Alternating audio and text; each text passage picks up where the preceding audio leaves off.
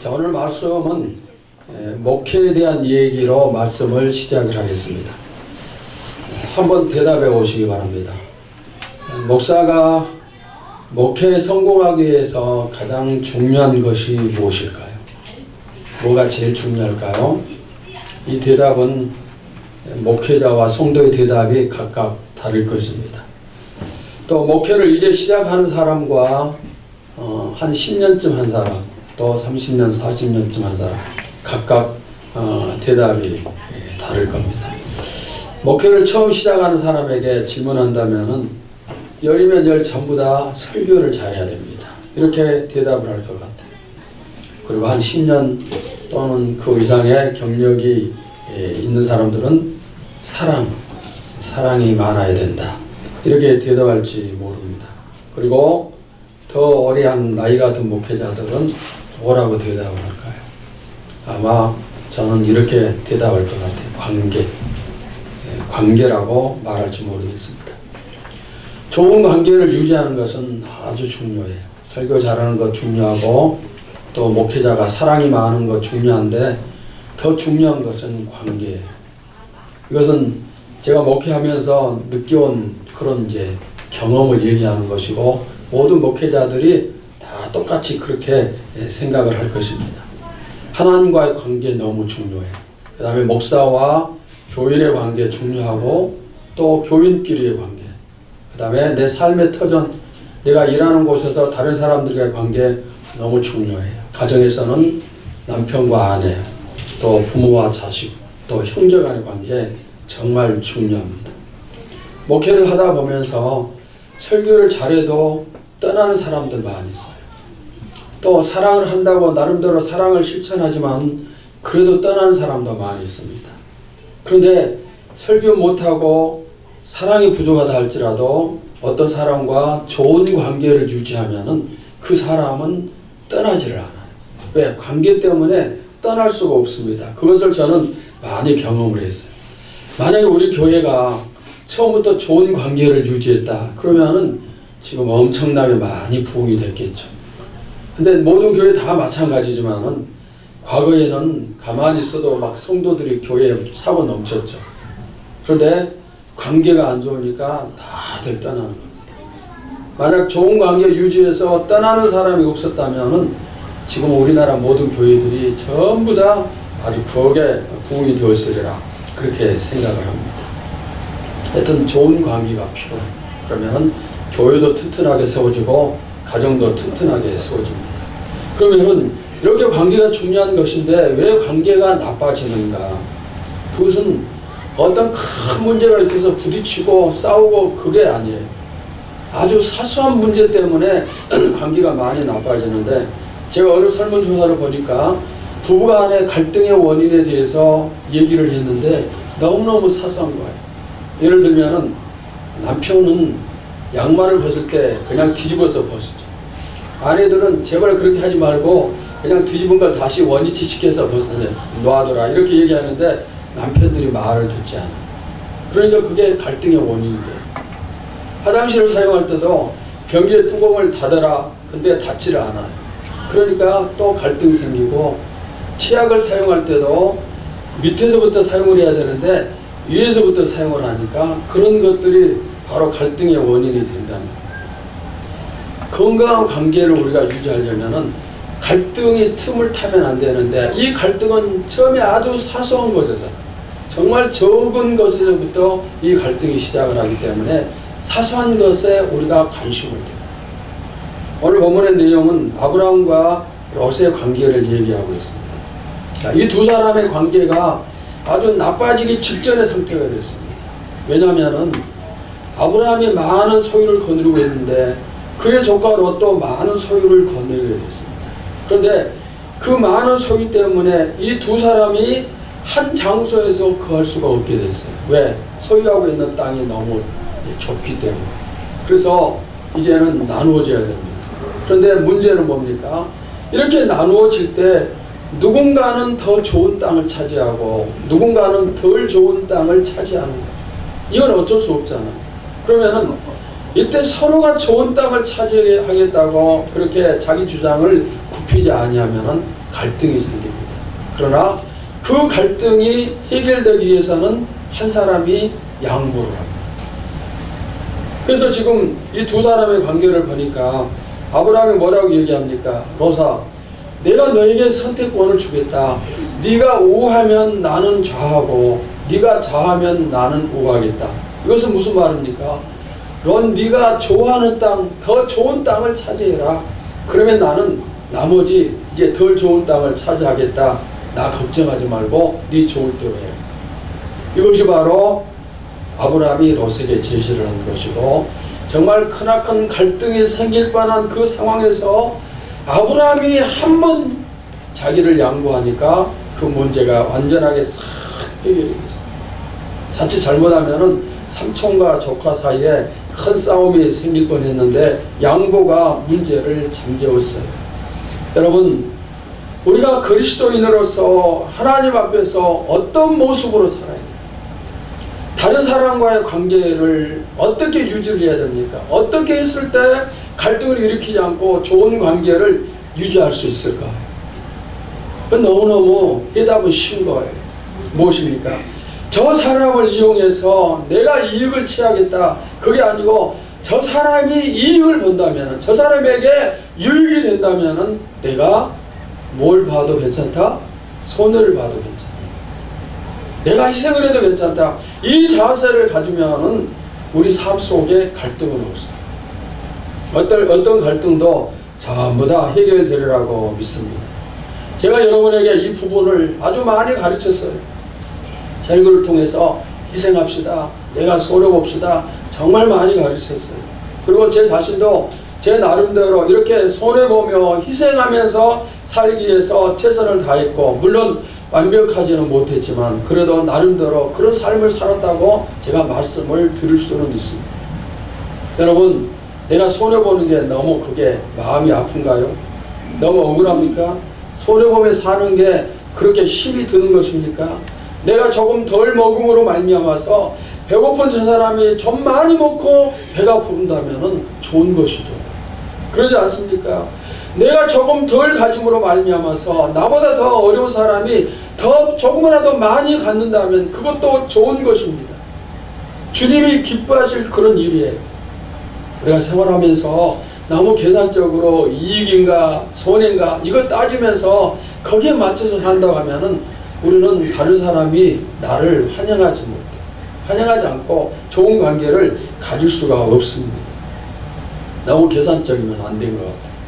음식점에 가서 식사를 하고 밖으로 나오면서 어떤 사람은 항상 구두끈을 매는 거죠. 제가 웃으면서 그런 말을 했어요. 구두끈 매지 말고 먼저 나가서 음식값을 지불해.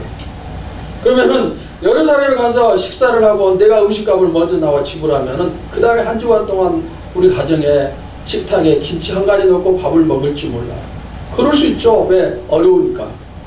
그러나 하나님 보시기에는 어떨까?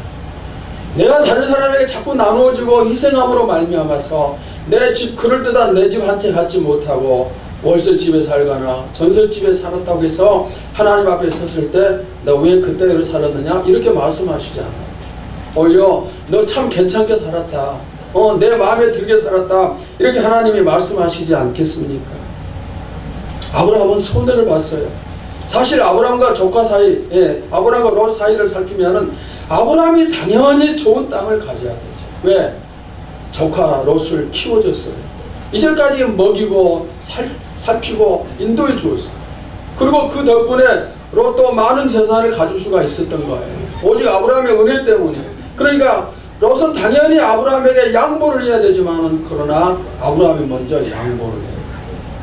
여러분, 이것이 신앙의 좋은 사람의 모습임을 믿습니다.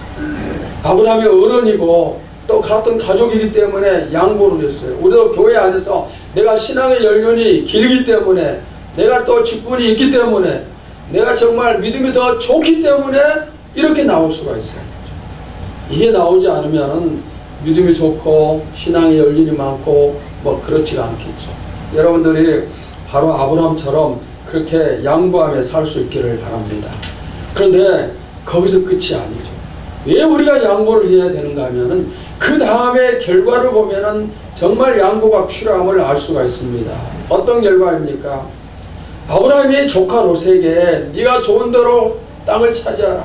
그래서 롯이 정말 좋은 땅을 차지했습니다. 그런데 그 다음 이어지는 본문을 보시면은 하나님께서 아브라함에게 말씀을 하십니다. 아브라함아, 눈을 들어서 동서남북을 바라보아라. 지금 네가 바라보고 있는 모든 땅을 내가 너에게 다 주겠다. 그리고 너의 후손들이 이 땅에서 창대하는 그런 축복을 누리고. 여러분, 이 축복이 실제로 이루어지는데 어떻게 해서 하나님이 이런 축복을 주셨나요? 먼저 뭐가 있었기 때문이죠? 양보가 있었어요. 먼저 자신을 희생하는 헌신이 있었기 때문에 이런 축복을 받는 겁니다. 자, 그러면은 롯은 어떻게 되었을까요? 그가 차지한 땅은 귀하고 기름진 땅이었다고 말씀하고 있습니다. 그래서 아브라함과 롯을 비교하면 당연히 롯이 아브라함보다 100배, 1000배 더 많은 축복을 받아요. 더 많은 것을 거둬들이고 더 부자가 되고 그렇게 해야 되죠. 이게 당연한 것입니다. 그러나 결과는 어떻게 됐습니까? 롯은 모든 것을 다 잃어버렸어요. 왜 잃어버렸습니까? 소돔성에 죄악이 너무나 관영했기 때문에 그때 전부 다 멸망을 당하면서 자신의 모든 것을 전부 다 잃어버렸어요. 우리 롯이 소돔성에서 탈출하는 장면을 잘 알 겁니다. 그때 아무것도 가지고 나오지 못하고 그 성 안에 그대로 놔둔 채 몸만 겨우 빠져나갔어요. 다 잃어버렸습니다.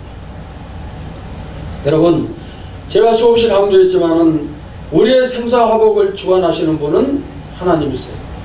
하나님이 여러분의 주권자가 되심을 믿으시기 바랍니다.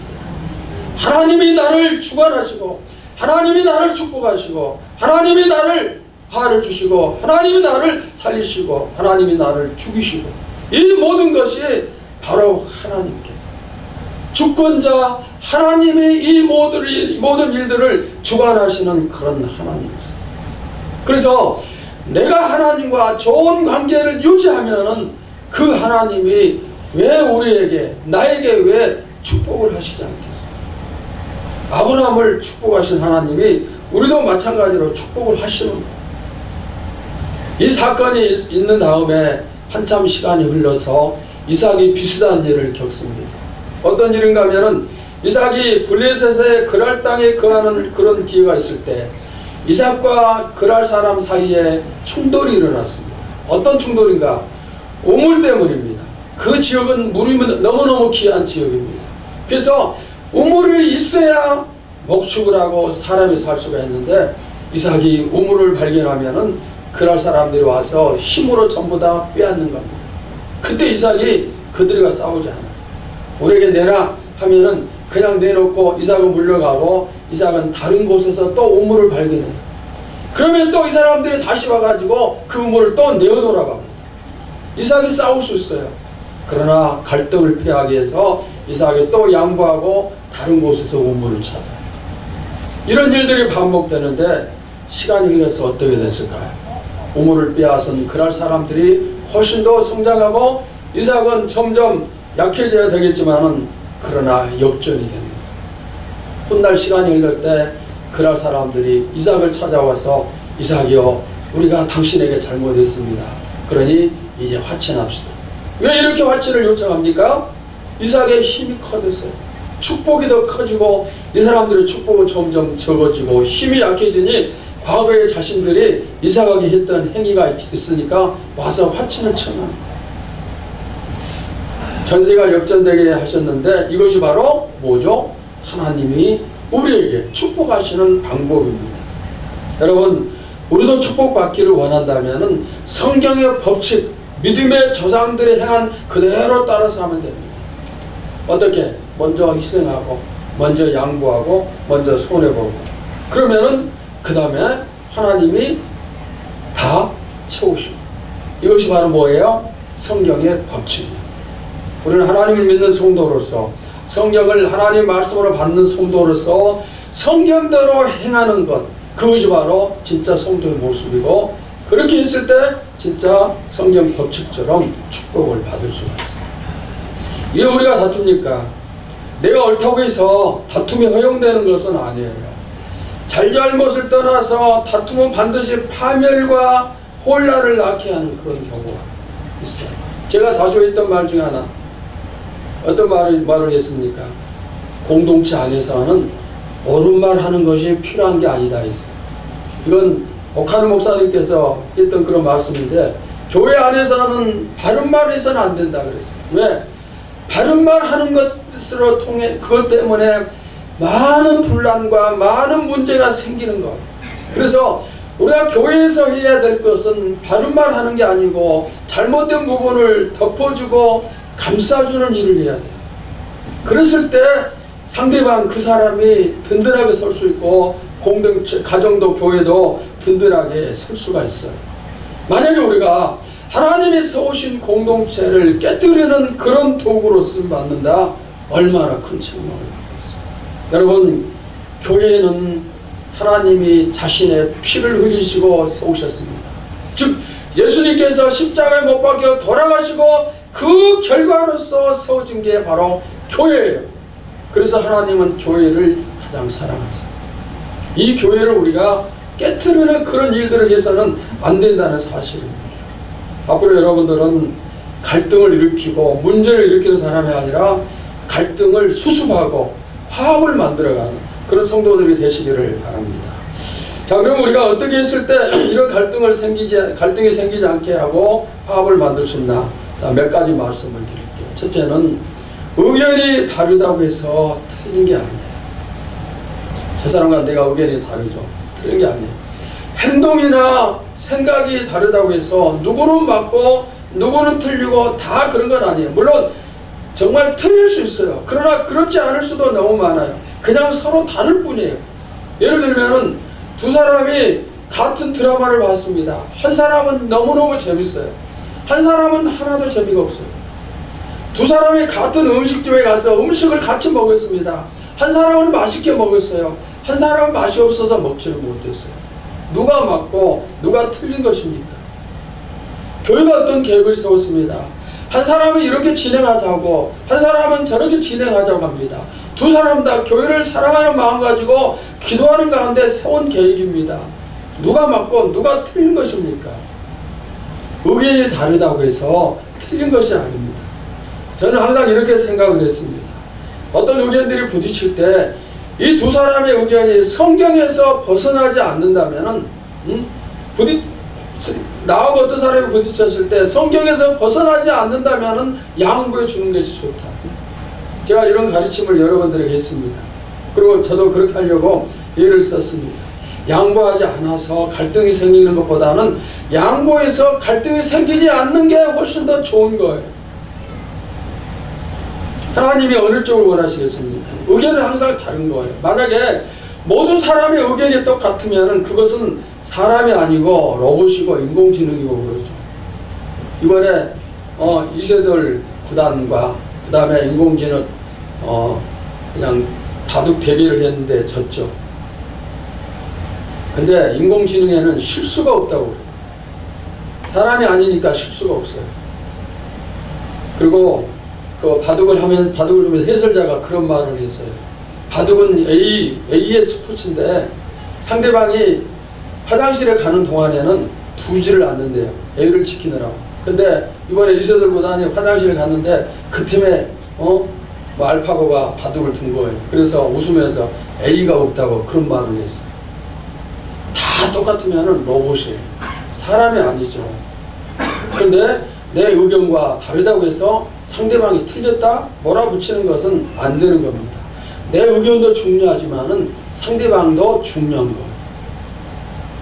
내가 교회를 사랑해서 이런 의견을 주장하면 저 사람도 교회를 사랑해서 이런 의견을 주장하고, 내가 가정을 사랑하니까 이렇게 하자고 저 사람도 가정을 사랑하니까 이렇게 하자고 하는 거예요. 다른 예를 한번 들어볼까요? 우리가 사는 이 일산에서 서울로 가려면은 자유로를 이용하기도 하고 일산 시내로 관통하기도 하고 또 올림픽 대로로 가기도 하고 그렇습니다. 그런데 내가 가는 이 길만이 옳다고 얘기할 수 없어요. 내가 지금 자유로로 가는데 내가 다른 사람이 나보다 더 빨리 서울에 도착할 수 있어요. 내가 하는 것만이 꼭 옳은 것은 아니다 이 말입니다. 두 의견 중 어느 쪽을 선택해도 문제가 없을 것 같으면은 뭐 틀리지 않다면은 내가 양보를 해주는 거예요. 그러면은 좋게 마무리가 되는 거죠. 저는 교회에서나 노예에서 회의를 하면서 별것 아닌데 정말 한 사람이 조그만 양보만 될까 아무 문제가 없는 그런 건데, 그런데 그런 것 때문에 자기 자존심 때문에 끝까지 싸우고 그래서 큰 소리가 나고 그런 경우를 여러 번 봤어요. 하나님 보시기에 그것은 아닌 것이죠. 여러분 서로서로 양보하세요. 남편에게 양보, 아내에게 양보, 목사는 교인에게, 교인은 목사에게, 또 교인들도 서로서로 한 발자국만 뒤로 물러가 주면은 우리에게 생기는 갈등의 90% 이상은 아예 처음부터 생기지 않을 수가 있어요.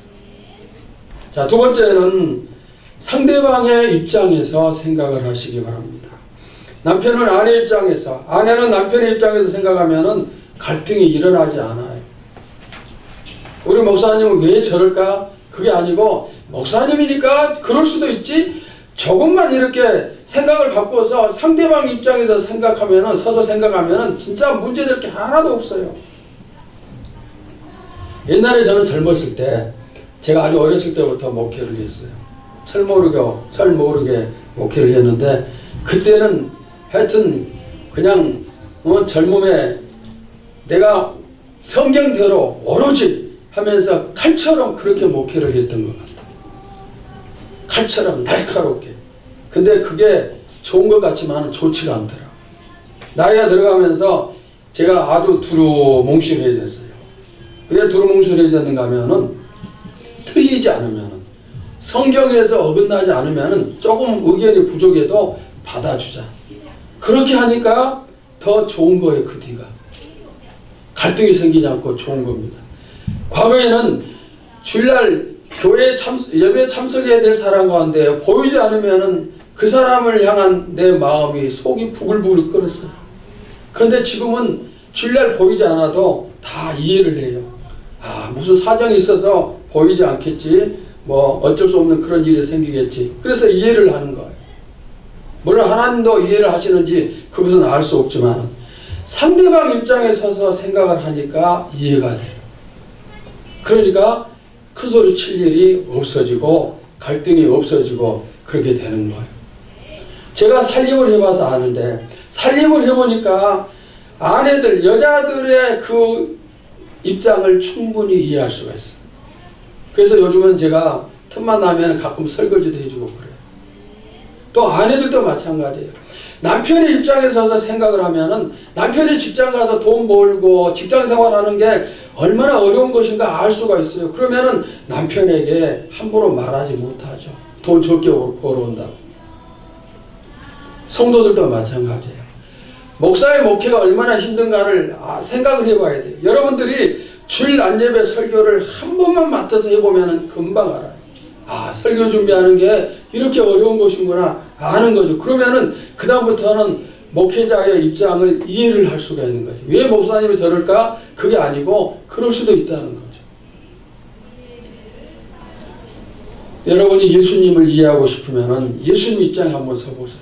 그러면은 예수님께서 왜 우리에게 쉬지 말고 기도하라, 열심히 복음을 전해라, 예배를 잘 드려라, 왜 우리에게 그렇게 말씀하셨는가 다 알 수가 있어요.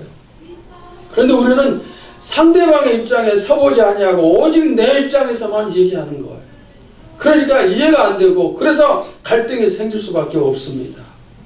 이제부터 여러분들이 큰 소리 칠 일이 생길 때 먼저 누구의 입장에 서라?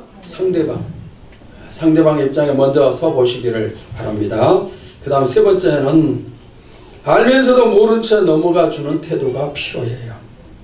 이 세상에 완벽한 사람은 없잖아요. 아무리 서로 죽고 못 사는 그런 사이라 해도 시간이 지나면은 짜증날 때가 많이 있습니다. 아무리 위대한 사람도 알고 보면은 모난 부분이 있어요. 완벽한 남편, 완벽한 아내, 완벽한 목사, 완벽한 교인 아무도 없습니다. 그런데 우리는 의외로 상대방에게 완벽함을 너무 많이 요구를 하는 거예요. 목사니까 그러면 안 되고, 장로니까 그러면 안 되고, 남편이니까 그러면 안 되고, 우리가 이런 생각들을 너무 많이 하죠. 물론 그러면서 내 자신은 너무너무 부족한데 그건 모르고 상대방에게만 완벽을 요구를 합니다. 만약 여러분이 저에게 예수님처럼 그런 목사가 되세요. 그러면 제가 스트레스 얼마나 많이 받겠어요. 제가 여러분에게 바울처럼 신앙생활 하세요 하면은 여러분도 우리 교회에 남아있을 사람 한 사람이라도 있겠어요. 다 도망치고 남아있지 못하죠. 부담이 너무나 큰 것이죠. 내가 지나치게 까다롭게 하면은 상대방이 너무나 힘들어집니다.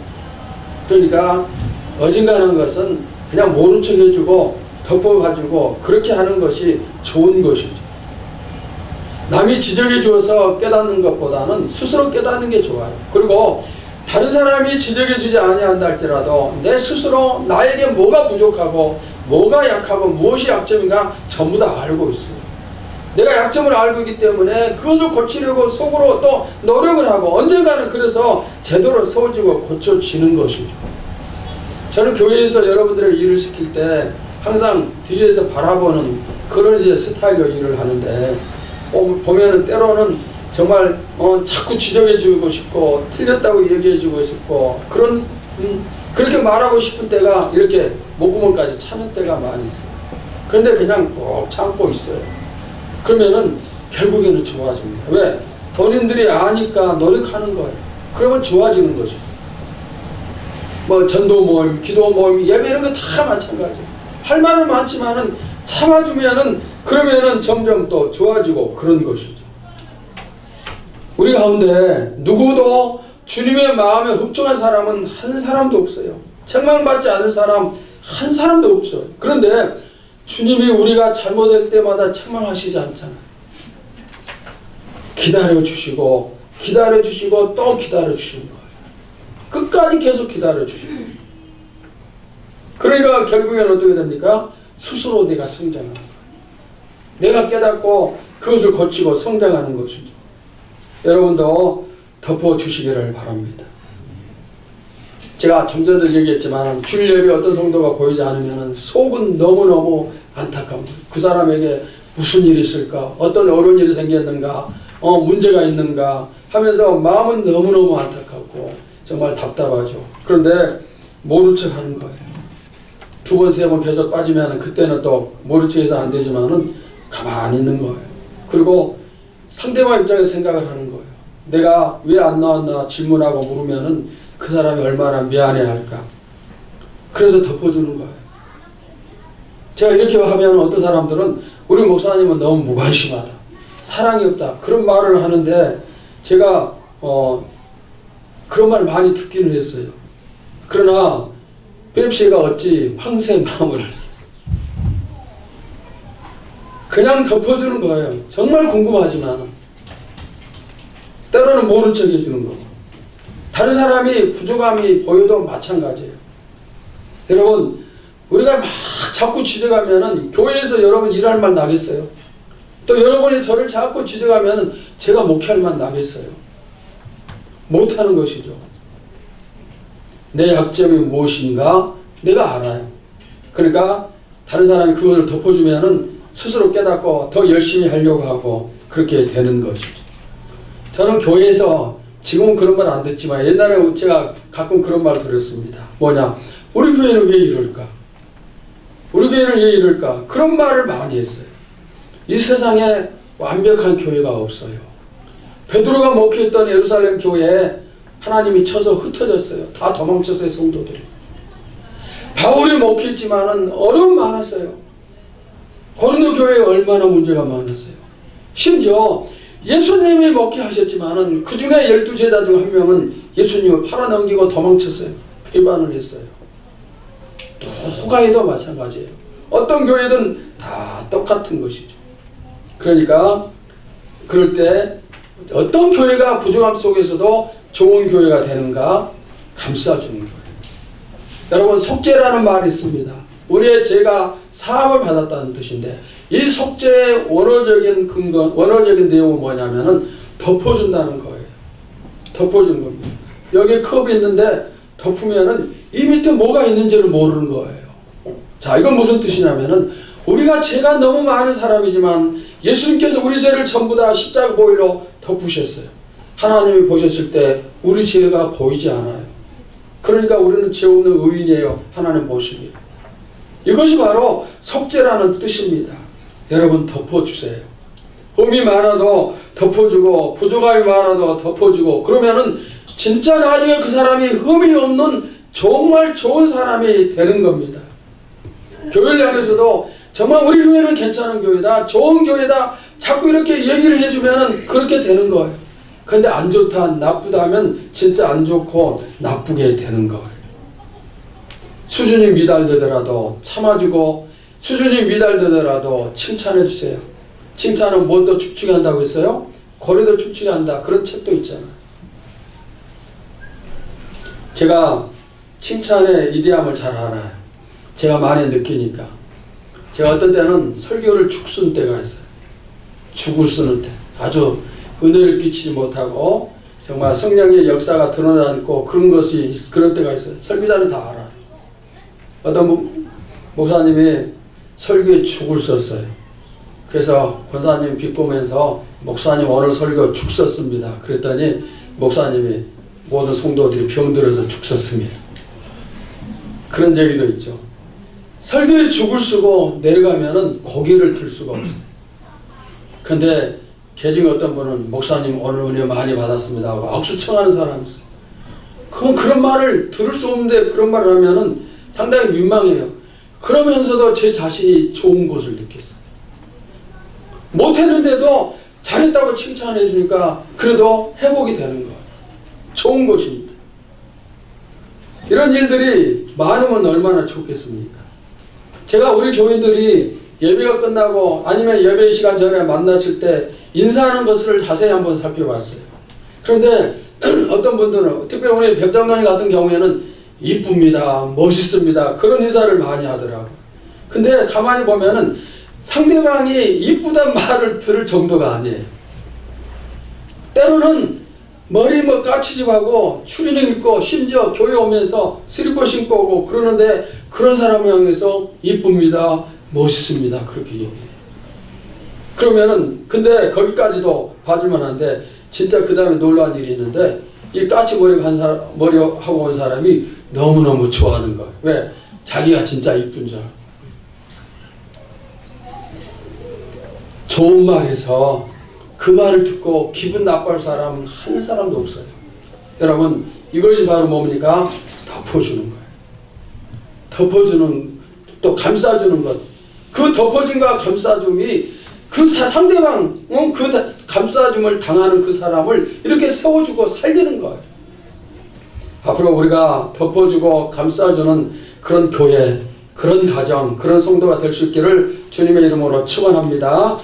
그 다음 네 번째는 나의 장점으로 상대의 단점을 보완을 해줘야 됩니다. 에덴 동산에서 아담이 홀로 거했을 때 하나님이 하와를 창조하시고 부부를 만드셨어요. 그런데 이때 하나님께서 하와를 향해서 뭐라고 말씀하셨나? 돕는 뭐라고 했어요? 배필이에요. 돕는 배필입니다. 아담의 부족함을 하와가 도우라는 것입니다. 그래서 돕도록 하기 위해서 이렇게 부부로 만들어 주신 것입니다. 여러분 우리가 부부의 모습을 보면은 서로 정반대되는 사람들이 만나는 것을 가끔 많이 볼 수가 있어요. 키가 크면은 한 사람은 키가 적고 한 사람이 적극적이면 한 사람은 소극적이고 한 사람이 A형이면 한 사람은 O형이고 한 사람이 A형적이면 한 사람은 내성적이고 전부 다 부족은 각각 다른 사람들이 만나서 가정을 이루는 겁니다. 왜 그럴까요? 내 장점으로 상대방의 단점을 채워주는 겁니다. 돕는 것을. 그게 바로 성경적인 부부의 모습이에요. 그런데 모든 가정이 단점들이 다 있고 장점이 있는데 안 돼가는 가정은 상대방의 단점만 보면서 그것을 자꾸 책망하는 거예요. 잘 되는 가정은 내 장점으로 그것을 채워주고 안 되는 가정은 내 장점은 숨겨놓고 그 사람은 단점만 자꾸 책망을 하니까 서로가 그렇게 하니까 가정이 행복할 수가 없어요. 그리고 나중에는 어떻게 될까요? 가정이 깨어지고 그런 경우도 있습니다. 여러분 내 장점으로 저 사람의 단점을 채워주면은 우리는 행복한 가정이 돼요. 교회도 행복한 교회가 됨을 믿습니다. 서로 경쟁하는 관계가 아니에요. 남편과 아내가 왜 경쟁합니까? 교회 안에서 모든 사람이 한 가족인데 형제끼리 가족끼리 왜 경쟁을 합니까? 서로서로 돕고 사랑하고 보완하면서 약점을 덮어주고 그렇게 하는 것이 가족이에요. 그렇게 해야 되는 것입니다. 어떤 교회는 모래알 같은 교회가 있어요. 한 사람 한 사람은 너무나 자질이 훌륭하고 정말 좋은 장점들이 많이 있는데 그걸 상대방의 단점을 채우는 데 사용하는 게 아니고 단점만 자꾸 공격을 하니까 성도들은 한 사람은 좋지만은 하나가 되지 못. 그런데 그 반대로 장점을 가지고 하나가 돼서 아주 튼튼한 그런 교회도 있습니다. 지금 우리가 주일 오후 예배 끝난 다음에 치료 세미나를 하고 있는데 그 강사가 우리 김미미 집사예요. 나이도 어리고 근데 저는 하면서 얼마나 잘할까 의아하게 됐는데 하는 거 보니까 너무너무 잘해. 하여튼 말 그대로 똑소리가 나게끔 잘해요. 근데 여러분 모두가 다 각각 정말 이렇게 좋은 면들을 다 가지고 있어요. 장점들을 다 가지고 있어요. 그것을 약점이 있는 곳에 가서 그것을 내놓고 사용한다면 그렇게 똑소리나게 할 수가 있는 거예요. 그런 부분에서 어쩌면은 우리들이 부족할 수가 있어요. 내가 가진 것은 많지만은 약한 사람에게 그것을 사용하고 내어놓는 것. 즉 희생이 부족할 수가 있어요. 앞으로 우리가 이 부분에서 조금만 더 힘을 모으고 그리고 내 장점을 다른 사람에게 내어놓는다면 정말 힘있는 그런 교회가 되리라고 믿습니다. 우리가 해야 될 일, 이루어야 될 세 가지가 있어요. 우리에게 비전을 하나님이 세 가지 주셨어요. 뭡니까? 사도행전적인 교회, 명품교회, 지도자 교회. 그 꿈을 이루기 위해서는 여러분들의 장점이 필요하고 또 하나님이 우리에게 주신 사명이 있어요. 사도행전 프로젝트의 사명이 있고 또 이제 나라와 민족을 위해서 평화적인 통일을 위해서 기도해야 되는 그런 사명도 우리에게 주셨고 그것을 이루기 위해서는 역시 우리 장점이 모아질 때 무엇이든지 다 할 수가 있어요. 이제부터 우리가 어떻게 해야 되겠는가? 상대의 단점을 덮어주고 그리고 내 것으로 채워주는 그런 역할을 할 수 있기를 바랍니다. 사랑하는 성도 여러분, 오늘 저는 네 가지 말씀을 드렸습니다. 자, 어떤 것인가? 첫째는 의견이 다르다고 해서 틀린 것이 아니다. 즉 상대방의 의견을 존중해 주어라. 두 번째는 무엇입니까? 상대방의 입장에서 생각을 하라. 세 번째는 알면서도 모른 척 넘어가 주어라. 네 번째는 나의 장점으로 다른 사람의 단점을 보충해 주어라. 이 네 가지 말씀을 드렸어요. 이제까지 우리 인류의 역사는 갈등의 역사예요. 그런데 교회의 역사도 보니까 갈등의 역사예요. 인류의 역사가 갈등의 역사인 것은 너무너무 당연하지만은 하나님을 믿는 성도들의 모임인 교회의 역사도 갈등의 역사라는 것은 우리가 반성해야 될 일이에요. 너무너무 마음 아픈 그런 일이죠. 우리 교회 안에서만이라도 이러한 갈등이 일어나지 않고 화합이 이루어지고 하나가 되어져서 힘이 모아지고 그래서 천국을 확장시키고 하나님께서 주신 일을 마음껏 이루어가는 그런 축복의 교회, 축복의 성도들이 될 수 있기를 주님의 이름으로 축원합니다.